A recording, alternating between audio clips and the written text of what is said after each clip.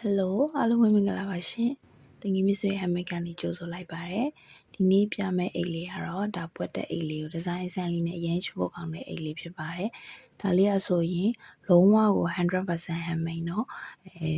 ဒီလက်ကင်လေးအစားပလေးသီးလေးတွေကိုကျိုးနဲ့ဒါလက်နဲ့ကိုယ်တိုင်ပဲတည်ထားเนาะဒါ ready made လက်ကင်မဟုတ်ပါဘူး။ပြီးတော့ဒါလေးကအထဲမှာလည်းအတွင်းပိတ်စာလေးခံချုပ်ထားတယ်ဒီနေရာမှာဆိုတာတန်လိုက်နှိပ်စီလေးတက်မှာเนาะဒီမှာတန်လိုက်နှိပ်စီကချုပ်တဲ့ဥစ္စာသုံးပါเนาะဟိုလိုခြေထောက်လေးနဲ့ဟာဒါမျိုးမသုံးပါအောင်เนาะဒါမျိုးကြတော့ဒီဘက်ကိုဖောက်ထွက်ပြီးတော့ဒီဘက်မှာအရာကြီးပေါ်နေမှာเนาะအဲ့လိုမဟုတ်ဘဲနဲ့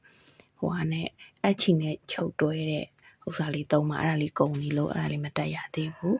ဒါအတွင်းအိတ်လေးเนาะပြီးတော့ကြတော့အောက်ချီကလည်းဒီမှာတောင်လေးနဲ့ဒီလိုလေး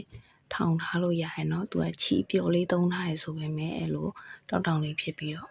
တော်တော်ကိုချစ်စရာကောင်းတဲ့ပွက်တဲ့အိတ်လေးပါเนาะ